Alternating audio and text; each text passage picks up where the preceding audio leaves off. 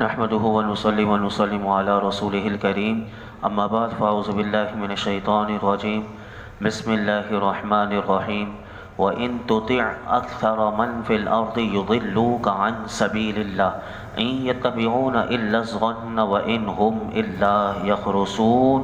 اور اے سننے والے، زمین میں اکثر وہ ہیں کہ تو ان کے کہے پر چلے تو تجھے اللہ کی راہ سے بہکا دے۔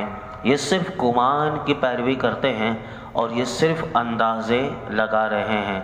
اس آیت مبارکہ میں بتایا گیا کہ اے سننے والے، اگر تو زمین میں موجود اکثر لوگوں یعنی کافروں کی غلط باتوں یعنی حق کو باطل اور باطل کو حق سمجھنے میں ان کی پیروی کرے گا تو یہ تجھے اللہ کے راستے سے بہکا دیں گے۔ اور ایک قول مفسرین فرماتے ہیں کہ اس کا یہ بھی ہے کہ اس سے جاہل اور نفسانی خواہشات کے پیچھے چلنے والوں کے لوگوں کی پیروی مراد ہے۔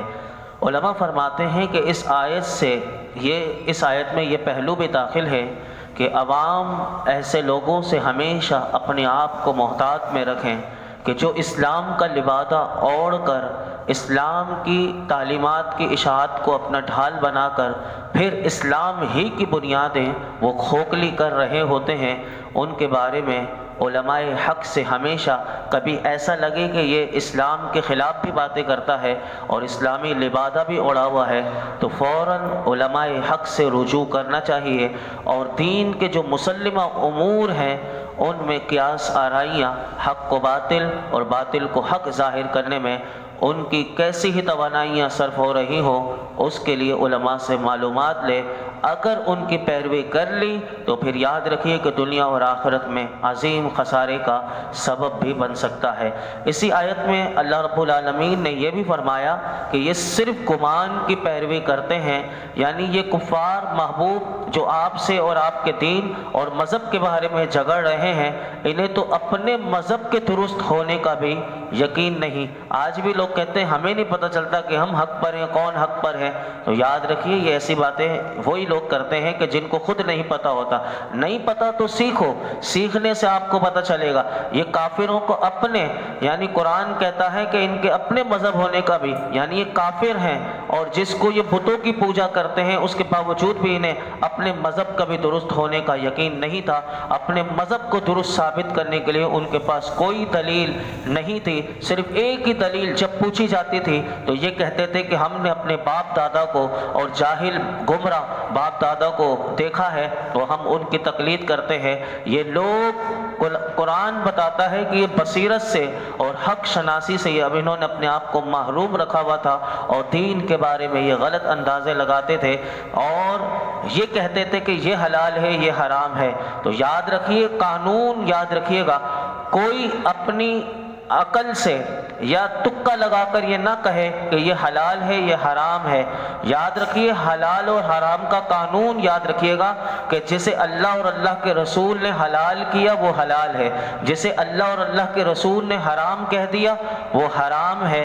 تو یہ ہمیں یاد رہنا چاہیے۔ اور اسی طرح بعض لوگ ایسے بھی ہوتے ہیں فی زمانہ، ہمارے زمانے میں بھی اگر کوئی غلط کام کر رہا ہے، غلط رسومات پر آج بھی جیسے ہندوؤں کی رسمیں شادی بیاہ میں اور دیگر معاملات میں بھی موت میت میں بھی ہوتی ہیں، جب انہیں سمجھایا جائے تو جواب سامنے سے یہ آتا ہے کہ ہم تو عرصہ دراز سے یوں ہی کرتے چلے آ رہے ہیں، ہم نے تو آج تک کسی کو اس کے بارے میں کلام کرتے نہیں سنا، ہمارے بڑے بوڑھے تو یہی کرتے آئے، تم نے کیا دو لفظ پڑھ لیے اب تم ہمیں سمجھانے لگ گئے ہو، گویا کہ وہ ہمیں یہ تاثر دینا چاہتے ہیں۔ تو ایسے لوگوں کے لیے یہ آیت کریمہ بڑا پیغام دے رہی ہے کہ وہ کن کی روش کو اختیار کر رہے ہیں۔ یہ کافروں کی روش تھی کہ سامنے اگر کوئی صحیح نصیحت بتائے اور صحیح بات بتائے تو اسے قبول کرنے کے بجائے سامنے یہ کہہ دینا تو نے کیا دو لفظ پڑھ لیے، تو آج ہمیں سمجھانے کے لیے آئے، ہمارے بڑے بوڑھے، اگر تمہارے بڑے بوڑھے اگر وہ غلط کرتے ہوئے آئے تو تم بھی کیا غلط کرو گے، یہ سوچنا چاہیے۔ یہ قرآن کی آیت ہمیں پیغام دے رہی ہے۔ آگے اللہ رب العالمین نے ارشاد فرمایا ان ربک هو اعلم من یضل عن سبیلہ وهو اعلم بالمہتدین، بے شک تیرا رب خوب جانتا ہے کہ کون اس کی راہ سے بھٹکا ہوا ہے، اور وہ ہدایت والوں کو بھی خوب جانتا ہے۔ یعنی مومن یہ حق اور ہدایت پر ہیں، اور کافر باطل و ضلالت پر ہیں۔ اللہ رب العالمین ان دونوں گروہ کو جس چیز کے وہ جزا کے مستحق ہیں انہیں جزا دے گا، جو سزا کے مستحق ہیں انہیں سزا دے گا۔ اور یہ آیت بتا رہی ہے کہ رب بڑا خوب جانتا ہے، اور وہ مومنوں کو تو یقیناً کیونکہ وہ حق پر ہیں تو وہ انہیں جانتا ہے، اور جو بھٹکے ہوئے ہیں انہیں بھی میرا رب خوب جانتا ہے۔ آگے ارشاد فرمایا فَقُولُوا مِمَّا ذُكِرَ اسْمُ اللَّهِ عَلَيْهِ إِن كُنتُم بِآيَاتِهِ مُؤْمِنِينَ، تو اس میں سے کھاؤ جس پر اللہ کا نام لیا گیا اگر تم اس کی آیتوں پر ایمان رکھتے ہو۔ اس کا ترجمہ میں دوبارہ ریپیٹ کرتا ہوں، بڑا غور سے سنیے گا، اس میں آپ کو بہت ساری باتیں دماغ کی عقیدے کے بھی کلیئر ہوں گی۔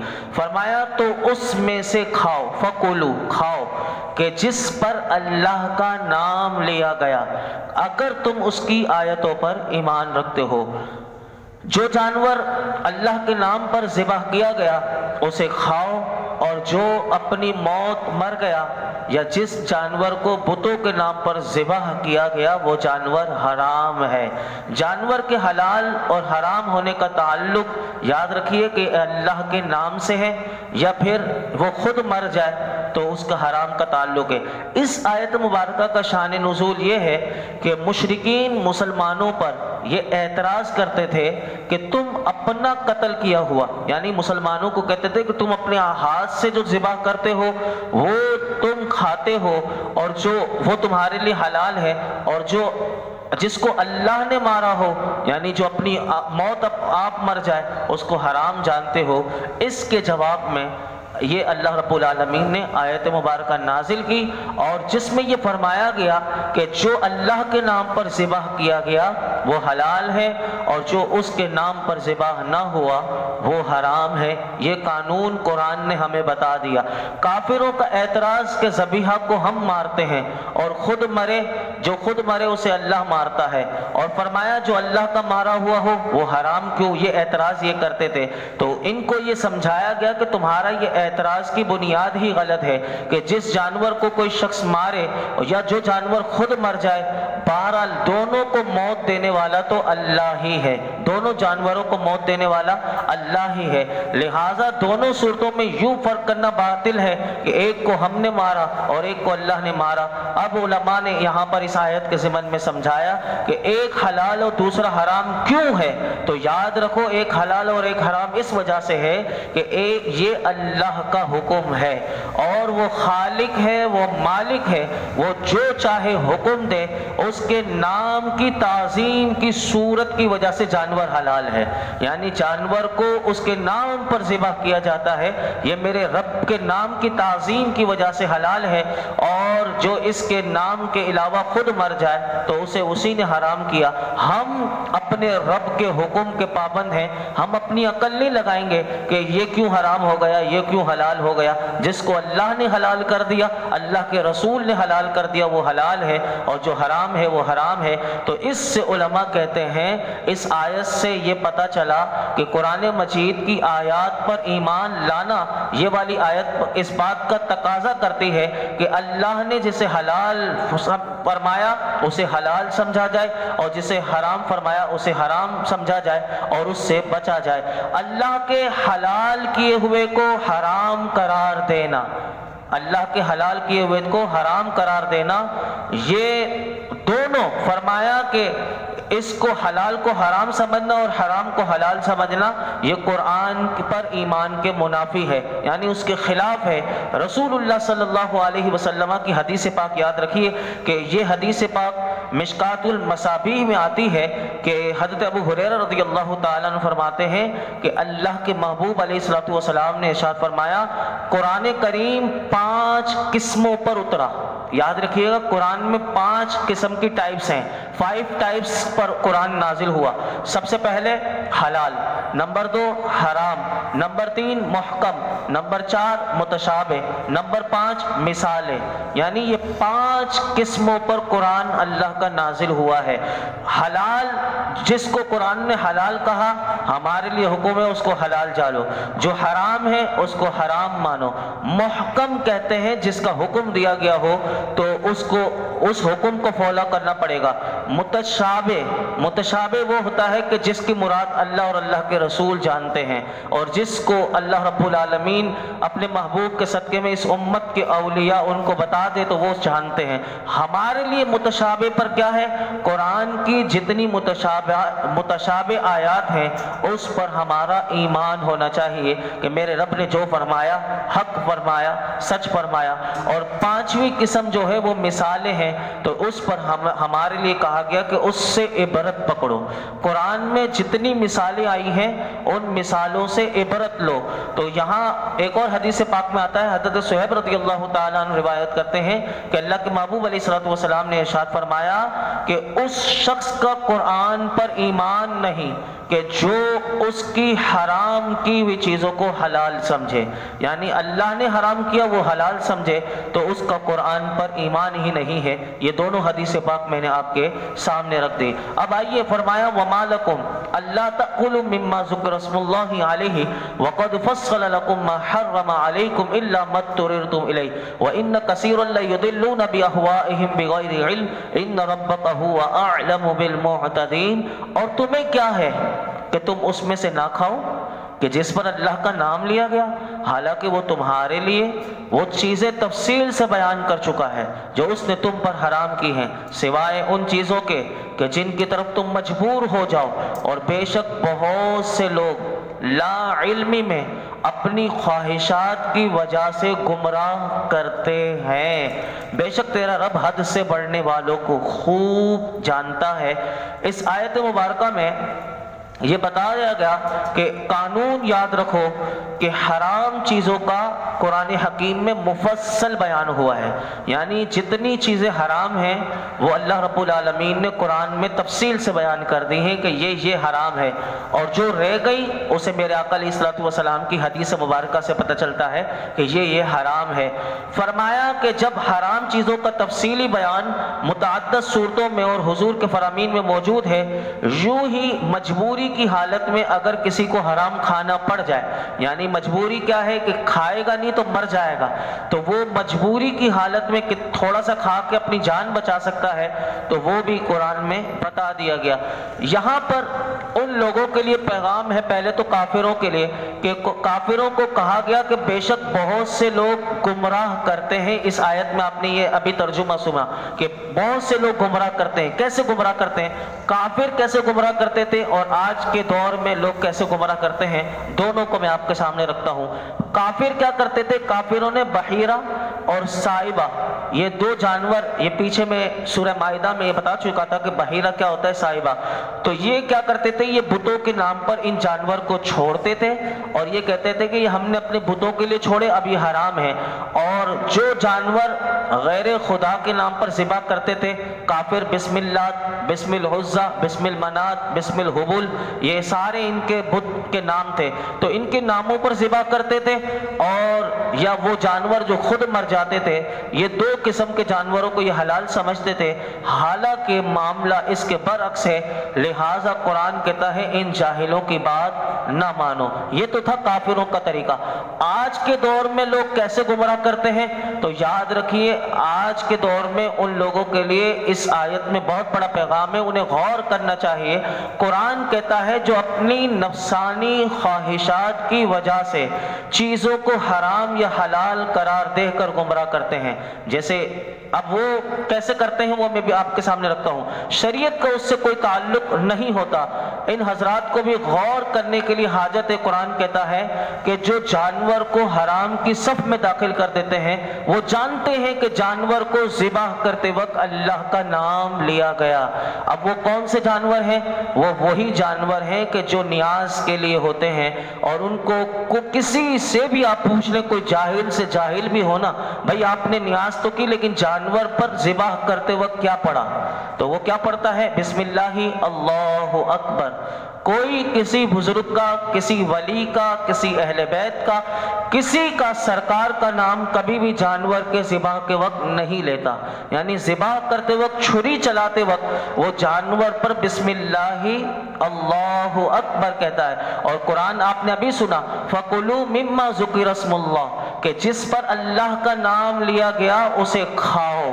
کون کہہ رہا ہے؟ میرا رب کہہ رہا ہے۔ اور اس سے بات والی آیت میں آپ نے سنا، وَمَا لَكُمْ أَلَّا تَأْكُلُوا مِمَّا ذُكِرَ اسْمُ اللَّهِ، تمہیں کیا ہے کہ تم اس میں سے نہ کھاؤ کہ جس پر اللہ کا نام لیا گیا۔ اب بتائیے کہ وہ نیاز کو فوراً کہہ دیا جاتا ہے کہ یہ شرک ہو گیا، ایک جرم کہ کسی مسلمان کو مشرک بنایا، دوسرا جرم کہ وہ یہ نیاز غیر اللہ کی نیاز ہو گئی۔ بھائی کیسے نیاز ہو گئی؟ آپ کے پاس کیا دلیل ہے؟ آپ اسی طرح یہ قرآن کہتا ہے یہ صرف اپنی نفسانی خواہشات، جو ان کا نفس کہتا ہے وہ لوگوں کو کہہ کر گمراہ کرتے ہیں۔ تو اس میں بہت بڑا پیغام ہے، اور اس آیت کا جو اختتام ہوتا ہے وہ بڑا قابل غور ہے۔ فرمایا ان ربک هو اعلم بالمہتدین، بے شک تیرا رب حد سے بڑھنے والوں کو خوب جانتا ہے۔ اے محبوب، آپ کا رب ان لوگوں کو خوب جانتا ہے کہ جس نے اس چیز کو حرام قرار دے دیا جسے اللہ نے حلال کیا ہے، یعنی جس جانور کو اللہ نے حلال کر دیا اس کو وہ حرام کہہ دے۔ آپ بتائیے کہ فرمایا کہ جس نے اسے حرام کیا حلال کو، اللہ ان کو ان کی حرکتوں کی سزا دے گا، کیونکہ یہ ایسے لوگ ہیں کہ جن کے پاس علم نہیں، بغیر علم کے فتویٰ دیتے ہیں اور حرام و حلال قرار دے دیتے ہیں۔ نیاز حرام ہے، یہ حرام ہے، یہ غیر اللہ کی ہو گئی، اور اس طرح لوگوں کو معاشرے میں یہ بد امنی پھیلاتے ہیں اور ایک کو دوسرے سے دور کرتے ہیں۔ اور اس کھانے پر کہ جس پر اللہ کا نام لیا جاتا ہے، فاتحہ شریف میں کیا پڑھا جاتا ہے؟ کوئی وہ منتر وغیرہ تو نہیں پڑھے جاتے، یا وہ ہندوؤں کی کتاب وید تو نہیں پڑھی جاتی، بلکہ کھانا رکھ کر کیا پڑھا جاتا ہے کہ اس پر سورہ فاتحہ پڑھی جاتی ہے، سورہ اخلاص 3 بار پڑھی جاتی ہے، سورہ کافرون پڑھی جاتی ہے، اس پر فلق ناس پڑھی جاتی ہے، الف لام میم والا رکوع پڑھا جاتا ہے، اور وہ جو اس میں اعظم والی آیات ہیں وہ پڑھ کر پھر اس پر دعا کرتے ہیں کہ اللہ یہ جو تو نے ہمیں توفیق دی، ہم نے یہ نیاز تیرا کھانا تیری دی ہوئی توفیق سے پکایا، اور اس کھانے کا ثواب اور یہ جو آیات بجنات پڑھی گئی اس کا تو ثواب ہمیں اپنے کرم کے شایع نشان عطا کر دے۔ تو کیونکہ ہم کسی کو ثواب دے نہیں سکتے، اللہ ثواب دیتا ہے، یہ یاد رکھیے گا، ثواب دینے والی ذات کون ہے؟ اللہ کی، وہ ثواب ہمیں دیتا ہے۔ ہم یہ کہتے ہیں مالک یہ ثواب تو اپنے کرم سے بڑھا کر حضور کی بارگاہ میں اور حضور کی ساری امت کو عطا کر۔ بتائیے اس میں کون سی غلط بات ہوئی؟ اس میں کوئی غلط بات نہیں ہوئی، اور اسی کھانے کو ایسے ٹھکرا دیا جاتا ہے معاشرے میں، آج لوگ اس کو کیا کیا کہہ کر ایسے گمراہ کرتے ہیں۔ تو ان لوگوں کے لیے اس آیت میں بہت بڑا پیغام ہے۔ اللہ رب العالمین ہم سب کو بھی قرآن حکیم کو صحیح سمجھنے کی توفیق عطا فرمائے۔ نہ سمجھ میں آئے، ہمارے لیے حکم یہ ہے ہم جائیں، فاسألوا اہل ذکر، ہم اہل ذکر کہتے ہیں علم والوں کی بارگاہ میں جاؤ تو صحیح۔ آپ کو کوئی بات نہیں پتا، آپ جا کر پوچھ لو، اگر انہیں بھی نہیں پتا ہوگی تو وہ اپنے سے سینئر سے کسی سے پوچھ کر آپ کو بتا دیں گے آپ کا مسئلہ یہ تھا، بالکل دیٹس آل، وہ جواب ہو جائے گا۔ اب وہ سن لیا، بس وہی سنی سنائی پر بندہ چلتا رہے اور اپنی آخرت برباد کرے، اور ایسے کلمات منہ سے نکال دے کہ جیسے کہ ابھی آپ نے سنا کہ جو اپنی صرف خواہشات کی وجہ سے لوگوں کو بھی گمراہ کرتے ہیں، خود بھی گمراہ ہیں، اپنی آخرت بھی برباد، دوسروں کی آخرت بھی برباد کریں۔ اللہ رب العالمین ہم سب کو دین کی صحیح سمجھ عطا فرمائے۔ الحمدللہ رب العالمین والصلاة والسلام علی سید الانبیاء والمرسلین وعلی آلہ واصحابہ اجمعین۔ اللہم ربنا آتنا فی الدنیا حسنہ وفی الآخرۃ حسنۃ وقنا عذاب النار۔ یا رب العالمین جو کچھ ہم نے سنا سنایا اس میں کوئی غلطی کوتاہی ہو معاف فرما، اپنی بارگاہ میں شرف قبولیت عطا فرما، ہمیں قرآن حکیم کا صحیح نور عطا فرما، اس کا فہم عطا فرما، ہمیں باعمل بنا دے، ہمارے گناہوں کو معاف کر دے، ہماری بے حساب مغفرت فرما، ہمارے والدین کی مغفرت فرما، میرے آقا کی تمام امت کی مغفرت فرما، ہم سب کو دین و دنیا کی خیر، عافیت، بھلائیاں، عزت، نعمت، راحت، سکون عطا فرما، دونوں جہانوں کی ذلت اور رسوائی سے بچا لے۔ اللہ ہمارے رزق کے دسترخوان کو وسیع کر دے، ہمیں زندگی میں کسی کا کسی لحاظ سے محتاج نہ کرنا، سلامتی ایمان کے ساتھ اسلام پر زندگی عطا فرما، اور جب ہماری موت کا وقت آئے رب کریم کلمہ طیبہ پڑھتے ہوئے حضور کے جلووں میں، مولا کریم حضور کے قدموں میں، جنت البقیع کے پاس حضور کے قدموں میں ہم سب کو موت عطا فرما۔ اور مولا کریم ہم یہ درود پاک پڑھتے ہیں، اللہ اس درود پاک کی برکت سے ہمیں یقین ہے کہ موت کے وقت حضور کا دیدار نصیب ہوگا۔ سب مل کر پڑھ لیجیے، اللہم صلی وسلم وبارک علی سیدنا محمد النبی الامی الحبیب العالی القدر العظیم الجاہ وعلی آلہ وصحبہ وسلم۔ سبحان ربک رب العزت عما یصفون وسلام علی المرسلین والحمد للہ رب العالمین۔